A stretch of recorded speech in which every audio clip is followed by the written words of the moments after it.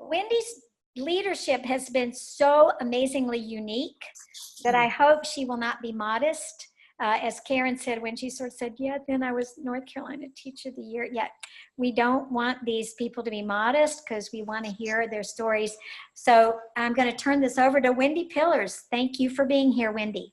Thank you, guys. All right, so I'm going to share my screen in a minute, but just a quick introduction. I have been teaching for 23 years. I am originally a Buckeye, so I am from Ohio, but I've been in North Carolina for quite a few years now, and I have quite a long and winding journey. And when Nancy asked me to be here tonight, I started to try and track my journey, and it has been very winding, I told her. So I created a visual, but you'll see that in a minute. And I'll go ahead and share my screen. I can't see the comments, I think, if we're sharing screens. So just interrupt if you have a question. But Nancy will go ahead and do that.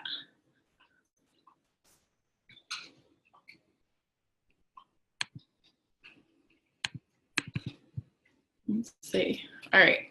So, hello. Okay, there we go. So my name, again, is Wendi. I think right now in my leadership journey, a lot of it has stemmed from a book that I published a couple of years ago, and it's about visual note taking. This is really my jam. I work with English language learners, and I work in all kinds of content areas. I've worked in K-12. I have been with, I've taught Algebra 1, Algebra 2, American History, K-8 Health and PE. I've been an athletic director, a coach, but through it all, my thread has been language learning and globalizing education. So this is one way that I do that is using visuals quite a bit. I've also illustrated another book, so it's not bad. So this is recent, and these accomplishments are just in the past couple of years. I have been selected for different fellowships because of my work. So this past summer, I was up in the Arctic in Savonga, Alaska with a Polar Trek fellowship. I have fallen in love with the Arctic. This was a Siberian Yupik Eskimo community, and we did research on Arctic seabirds, which was fascinating. I loved it. I just want to go back. And before that, I had been a teacher for Global Classrooms Fellow with the U.S. Department of State. And let's see, oops, missed one. And also a Grosvenor Teacher Fellow through National Geographic and Lindblad Expeditions. So I love the ice, I love the Arctic, and it's not all about polar bears. So I am working on visuals to try and tell a story about that in the realm of science right now. And that's my next journey, is to do it through some science education organizations. But when I look at my journey, so this is my craziness, and I don't know if there's a pointer or something on here. I think there is, right? A mouse or a spotlight. I'm going to start up in the left, and can you see that? Uh-oh, look at that. I can draw on it. I don't know if I want to do that, but I started off in the military when I graduated from high school. So I enlisted when I was a senior in high school, and when I got into the military, the drill sergeant said, here, teach this. And they would give me a book and say, go teach this to them. And they would point across the field or something like that. I had no idea what I was doing, and I was scared to death. I was like, oh my God, if I mess this up, they're gonna do something crazy to me. So they saw something in me that I didn't. I had no plans of being a teacher. I wanted to be a linguist in the military, and they wanted me to teach. So when I stayed in the military for a few years, I got out, returned to Dallas, Texas, where I was a trainer and a nutrition specialist and a gym manager because I had done a lot of fitness training in the military. So I've had all these like leadership positions, but didn't think about it until I actually looked back on this. which is interesting. So this is a journey that I think if you are new to teaching or if you are in a new phase of your teaching, you need to try and track it because this is crazy. I worked overseas in the Czech Republic. I worked in an IB school and taught different classes there, vocational, K-12, American history, language. Then I also worked in Norway with the bulls, and I worked on a farm. So I worked at a camp as well while I was in Norway, but mostly I worked with bulls and potatoes and strawberries. And again, I love that. So then when I returned back to the States, my brother was really sick, and I decided to return home after about 4 years and worked for American Airlines for a while in Dallas while I was with my brother, and eventually moved to North Carolina, where I started teaching at a K-5 school. And when I came to North Carolina, my degree in English language acquisition was not a curriculum that, or an area of curriculum that was accepted for licensure. So to make a long story short on that one, I worked for 2 years. I had great reviews. All the evaluations were fine, but they didn't renew my tenure. So I was in essence fired because my degree was not accepted, and which was really, really hard for me. I decided that I wanted to get a master's in teaching ESL, and they told me, so you can see these little notes up here, my tenure wasn't renewed, or I mean, wasn't given. And they told me, you know, you've got to get a degree in something that was totally out of my realm and what I was going to teach. And I said, you know, if I'm paying for it, I want to do something that I want to do. So I decided to get the master's. Okay. So just, you know, there's a lot that I could say. I can't believe how much I've done. I am what, I'm a workhorse. I love what I do. And the way that I process is I want to keep busy, and I have also been seeking out opportunities over and over. Sorry, that didn't go. That wasn't supposed to go. There we go. But I've gotten opportunities too, as like when I did not receive tenure, I went to the charter school and they hired me, and then I taught totally different subjects, but I also got a scholarship to study overseas. And I was told, well, don't tell anyone, don't tell any of the parents because they won't like to hear that. It was a 2-year scholarship. I got a master's, 2 master's degrees over there, a master's and an MPhil in research. But again, this recurring theme was if I achieved some kind of success, somebody would tell me, don't say anything, or just kind of keep it on the down low because somebody might get upset, or somebody else tried for that position and they didn't get it, or something like that. So I've constantly been told that just keep a lid on it.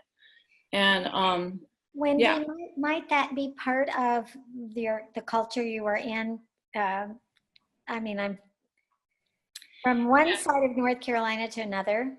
Yes, I believe it is, because I've talked to people in other districts, and they are aghast when I say something like that, you know, to get a fellowship or something like that. But that's one of my takeaways that I'll share too. I had a lot of the typical leadership positions, you know, all the named ones, like a department head or leadership team representative or mentor, or you know, those different types of things have been a constant in my career.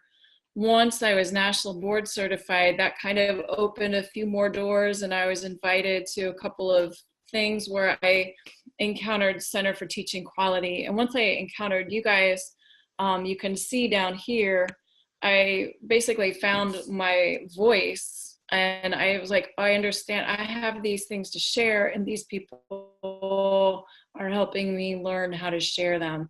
So when I joined the Center for Teaching Quality, I understood that true collaboration was focused on solutions and teamwork that was not competitive. And I had never faced that before in my life. So I was shocked and loved it. But I was also very hesitant because I was like, is this for real?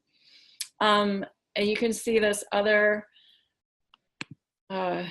little, let's see, I don't know where my spotlight is, but down here. So when I go this way, I kept searching for more opportunities because I know I wanted more, I needed more. And it was something burning inside of me. And I kept leading conversations at school, but despite all the talking I'm doing right now, I'm a really quiet leader. And I have a really straight baseline. I don't go in the extremes. I don't get really upset. I don't get really excited. But I have a lot of ideas. I always have ideas for people. And one of the things that happened was I started writing, and that was a dream come true for me. And by writing, I wrote articles, and I have over 30 published articles, a lot of them thanks to Center for Teaching Quality. And I got a book deal out of that. And so I wrote my book on visual note taking. And I also started doing graphic recording in public around that same time, around 2013. And for an introvert like myself, having my back to the crowd while I was drawing pictures is like the perfect job. I don't have to say anything, but my confidence started to build. So you can see that over here. And I moved to the high school. I had been teaching at, I went from the charter school back to a K-5 school. And then I wanted to go to the high school. I had done really well at the elementary school, teacher of the year. And like I said, lots of good leadership opportunities there that are titled. But I wanted to see if I was really good by taking a new role at a higher level. And so I moved to the high school, and I kept searching for more opportunities to learn. It's important. I learned that if I learn something, I have a responsibility to share. I became the school teacher of the year and the district teacher of the year the second year I was at the high school. Like I said, I started getting these fellowships through different organizations that are really, I can't, transformative. And I kept writing, and I have been invited to speak and present at workshops and conferences all around the nation. I have several lined up for this summer. So my opportunities right now are in full swing. I am a single mom. I have a new 13-year-old. He just turned 13 on Friday. So I am learning that. But what I want to tell you are some takeaways. Let's see if I can advance the slide. There we go. Oh my gosh, all my stuff is still on there.